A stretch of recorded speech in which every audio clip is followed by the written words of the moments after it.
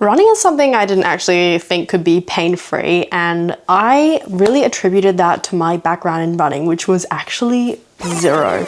So I first attempted to run when I was probably around 15 or 16. I don't think I got more than a few hundred meters. I was just so exhausted, and I thought from that moment, running is not for me. Who's say? Ow, that's horrible. I then just became a gym girl that really didn't do cardio unless it was steps, sometimes a Stairmaster, until I had knee surgery. So I had ACL surgery in 2022, and that's when I really thought, oh my gosh, I think that I want to run, because I can't right now because I'm recovering from knee surgery. So let's try running.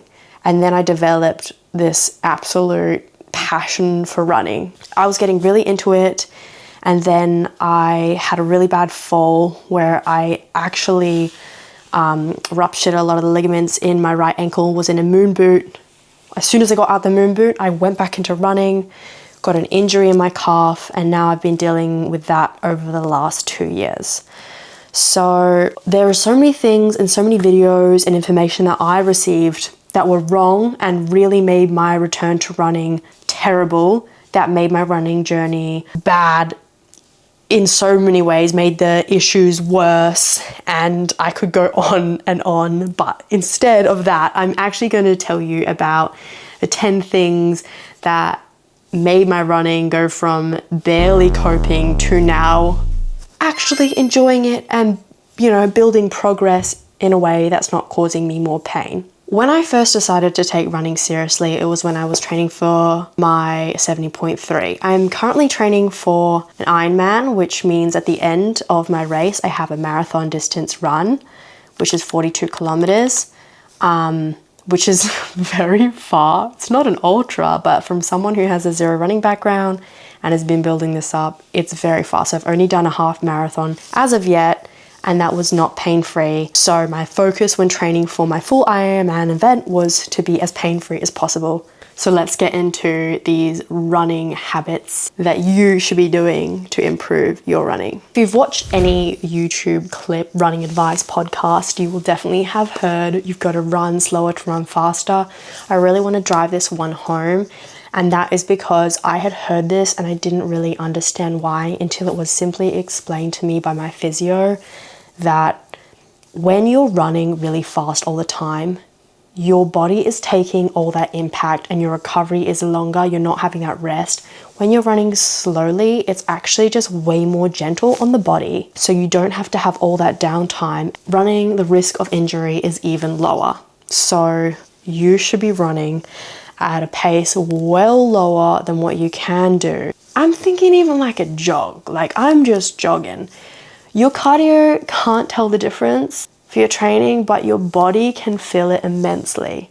So this was one thing that I really noticed. When I slowed down my running, I was able to run more regularly. Now, running slowly looks different for everyone. Pro runners slow is going to be a lot different to someone who's beginning slow, okay? So that's something to bear in mind. Slow looks different. Don't get on that Strava comparison. That is number one. Number two. I wish I knew this one earlier as well. It would have saved me so much stress, but I was absolutely certain for like 1 year that I had a stress fracture. That's because I had some pain in the region of my lower calf where it felt like it was bone, but it actually was muscle. Now, I didn't know, so your calf muscles are made up of something called a gastroc and a soleus, and these after running are going to be sore, but they're going to stay sore for different periods of time. The gastroc stays sore 1 to 2 days, maybe 3. With a soleus, that can stay sore for up to 5 days. So I was having a sore soleus after a big run and just thinking, oh my gosh, you're injured. And then I'd go for a second run and be like, I've done this again, I've hurt myself. And because I had the injury beforehand, I was just playing in my mind. So just knowing that your gastroc and your soleus, calf muscles, take different time for the soreness to leave. Just knowing that those two muscles are different helps you understand, okay, I can expect to be sore for this many more days, so maybe I don't want to go as hard, because I didn't know that. I just thought it should be at the same time. So that is definitely something to be aware of, because it would have made the world of difference. So number 3 is something I wish I knew well before. I was just under the impression every time I had sore calves, sore legs, that I needed to just foam roll them and massage them as much as possible. I didn't realize that I was actually causing more damage to the muscle. And it wasn't until I had a conversation with a professional, they were like, you know, you're just irritating that muscle more and more. You're literally just better off going to bed 20 minutes earlier. And I was like, really? They just told me I was absolutely wasting my time. So stop foam rolling your really sore muscles. It is not helping. Number 4 on that point is Theragun, and even massage 1 to 2 times a week tops. Again, you don't want to just keep going and irritating that muscle. That was a mistake I was making again and again. I like to get dry needling done on occasion if I'm really sore, but just regularly going in with a Theragun, it feels like you're getting this temporary relief, but you're just damaging the muscle further. Number 5, this one's very self-explanatory, but I see some people go wrong here, and it's running after you've trained legs. Now, sometimes your run and your training legs can be close together depending on if you're training for a triathlon and you have some strength goals, or you're just pressed for time. Running is my main focus, training for my Ironman, so I'll always run and then I'll train legs after. But if your goal is to grow your legs, this isn't going to be ideal for you, but that is secondary for me. I just want my strength. Running always has to be before. That is my primary. I want to run on fresh legs. Don't run on tired legs. Do not run on sore legs. If you're training for an Ironman, likely sometimes you won't be able to help this, but do your best. Number 6, okay. Building running calves takes time, okay? This is just the perfect example of consistency compounds, especially if you don't come from a running background. This repetitive movement, it's pretty hard on the body, so you have to give it a lot of time.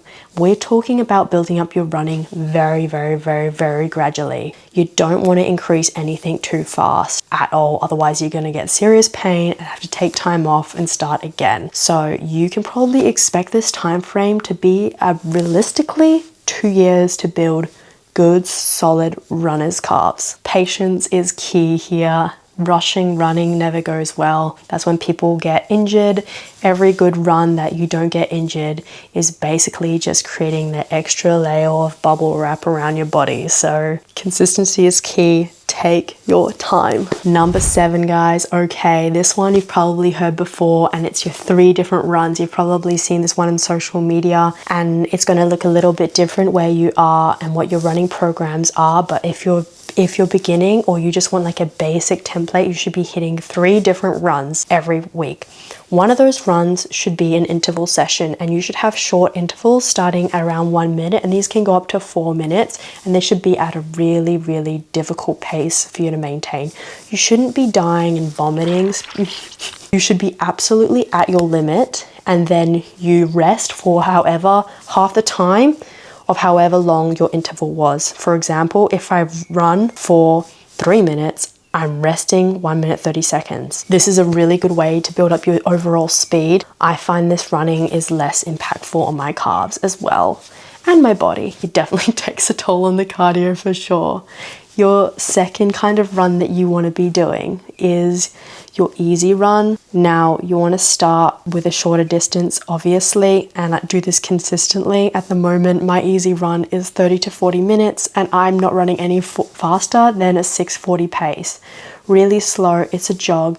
After I finish my easy run, and this is consistent by the way, I'm not really taking a break unless I really need to, and there's absolutely no shame in that. I always say, when you're training, you can take as many breaks as you need.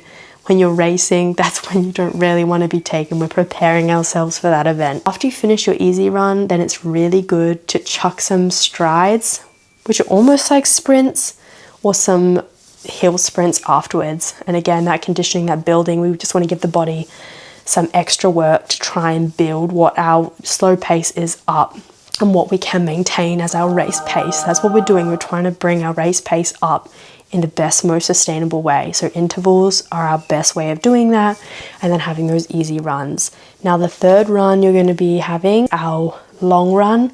Again, this should be really, really slow. Long run at the moment for me, because I have had my history of calf pain, it's looking like 10-minute intervals.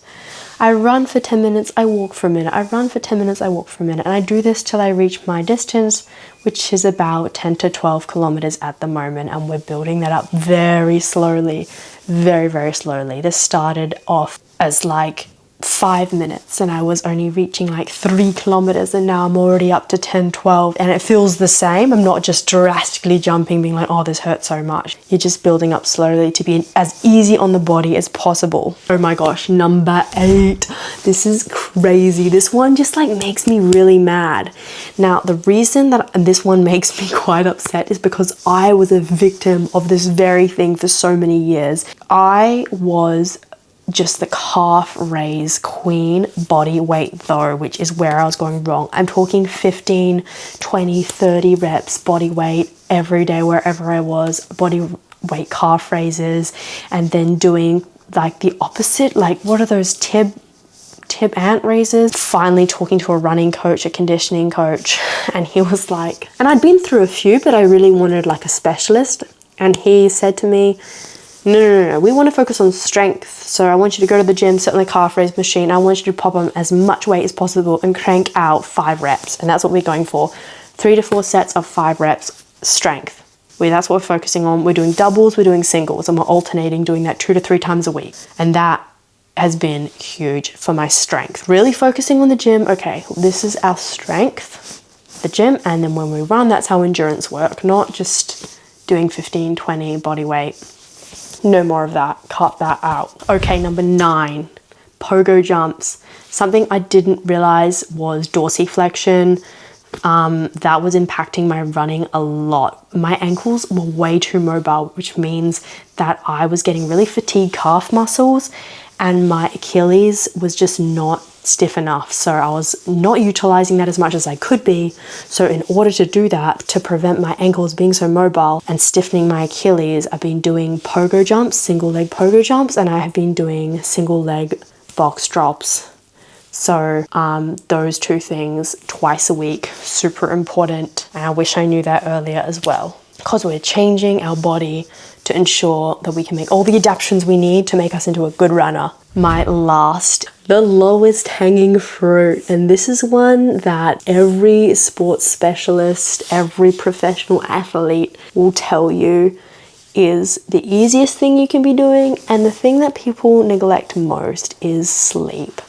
The amount of recovery your body needs when you're training for an event like this is huge. Quality sleep is everything, and it can be the difference between a really good and a bad time, pulling up better, not staying sore for as long, your mental health, all of that, all of these things that are really important when you're training, because as soon as you have that reoccurring pain, up here starts to decline, you start to really self-doubt, and that's going to show in your training. And that's something that I've been a victim of before as well, because even if you're not in pain and your body is used to it, you're going to start sending those pain signals because you're used to being in pain and running in pain all the time. So tell me your worst running habits. I want to hear it in the comments below, and I really hope that this has been useful, because I definitely wish I knew these things. I've accumulated all these things throughout my running journey that I'm still implementing to be a better runner. So let me know if you found this helpful in the comments. Thank you so much for watching, guys. If you enjoyed this video and you want me to make more like this, please like and subscribe.